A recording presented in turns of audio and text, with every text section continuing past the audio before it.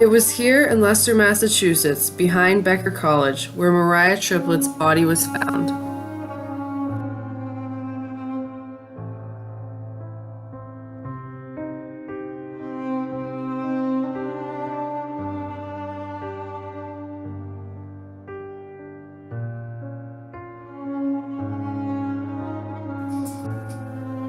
Mariah Triplett was a 19-year-old sophomore at Becker College in Massachusetts.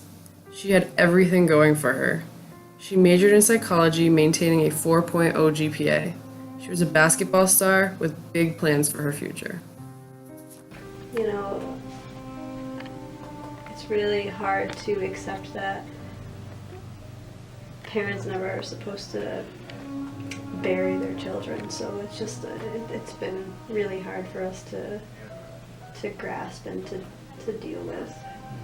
Me and Mariah, we've been friends ever since we were little, probably about the age of 4. We grew up in Florida. We went to a pretty big high school together. We grew up playing basketball. We played soccer together. She was funny, she was athletic, smart. She had it all going for her. We're just best friends, practically like sisters, I would say. I mean, that's something that, you know, never really is erased from your memory. The day that you find out that your child died, it's never gonna forget that. Yeah. And then we had to tell Tyler, who's all the way in Florida, college too. Yeah. And that was hard. Yeah, he took it really hard. Tell me about the night that Mariah went missing. We had a conference basketball game that night, and we won, which was a big win because it brought us to first place. Everyone wanted to celebrate, so I threw a party at my house. 24 Willow Street, Worcester, Massachusetts is where Katie's party was held and was the first stop for Mariah that cool January night. After having been missing for less than 24 hours, it was here beyond this gate that Mariah's body was found.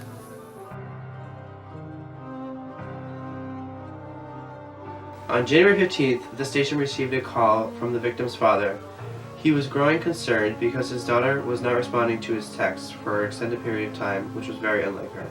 And I don't text anyone except for my wife and my 2 kids, her and Tyler. So, and when she didn't text back that day, I was concerned immediately. I knew something was wrong. I didn't know what it was, but I knew something was wrong. I had Mariah's father, Ernest, come down to the station with his wife, Dolores, for a few basic questions. Hours later, we received a call reporting what appeared to be a body in a bag placed in the woods behind the Leicester Becker campus.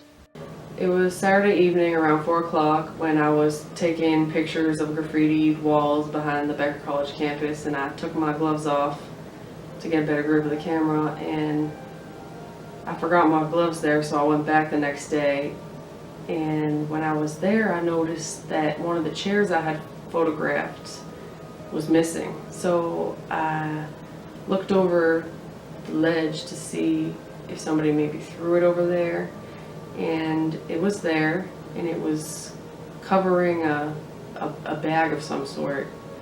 So I got down lower and I checked the bag out, and as I was going to move the chair, I realized there was maybe an animal or a body or something in the bag, so I called the police. After speaking with the girl who had placed the call, we considered her our first suspect. We brought her down to the station to get a written statement. She wrote that she had been at that same location where the body had been found the previous evening, which led us into our investigation. I needed to create a timeline of the night Mariah went missing, so I started by talking to Sierra, Mariah's best friend, who was supposedly with her the night she went missing. Can you describe to me Mariah's demeanor at the party hosted by her teammate on January 14th? Well, that night we were celebrating our win from our basketball game. Usually at parties, Mariah was never the life of the party. She kept to herself a lot. But that night she seemed a little anxious. She was always checking her phone and stuff like that. She wasn't really near the team. She was just keeping to herself that night. It was really weird. Did you know what was bothering her that night? She had a secret boyfriend that went to Clark that only she told me about. She didn't want anyone else to know. They were fighting that night. She showed me the text messages.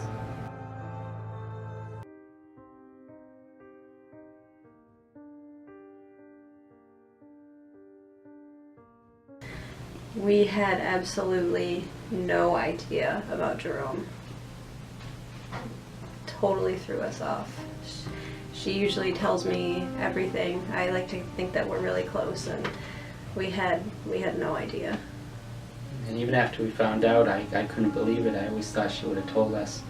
I always thought she told us everything. So it was hard for me to really believe that was even, true. Yeah, Tyler didn't know either, and they were always very close too. So it was a complete shock for us. Did you know about Mariah's boyfriend, Jerome? No, the only person she told on the team was Sierra. Do you remember what any of the texts said that night that she showed you? I don't remember exactly, but I do remember that he was threatening her, that he would break up with her if she didn't leave that party.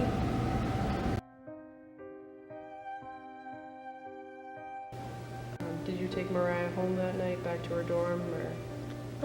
I asked her if she was okay, because like I said, she was in the corner a lot, not really talking to us. She said she didn't feel good and that she wanted to go to her dorm. So I got her an Uber, and she said she Ubered to her dorm. So I told her to text me when she gets back, just to make sure she was okay. And like 15 minutes later, she texted me. She's saying she was okay. From there, we went through Sierra's Uber records to get more information. We found that Mariah was not dropped off at her dorm, but at a Clark party on Maywood Street in Worcester at around midnight.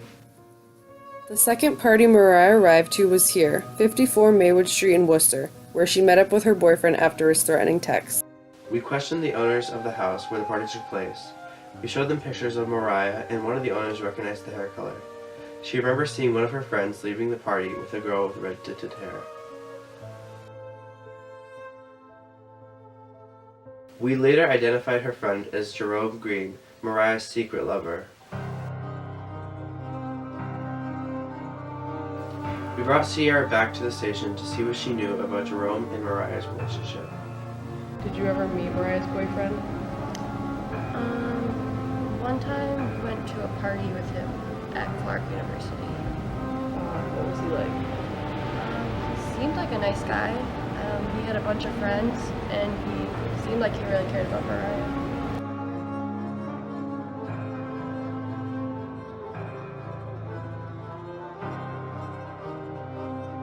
After obtaining Mariah and Jerome's cell phone records, we were able to place them at Jerome's apartment half a mile past the Clark party from 2:27 a.m. to 4:12 a.m. During this time, a fight breaks out between the couple, following with a voicemail left on Jerome's roommate's cell phone.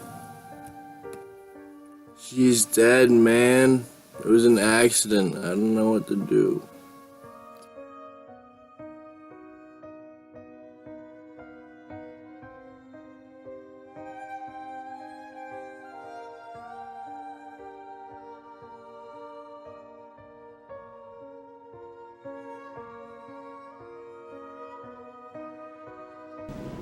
The school and our community suffered a huge loss with this tragedy, and it will not be forgotten.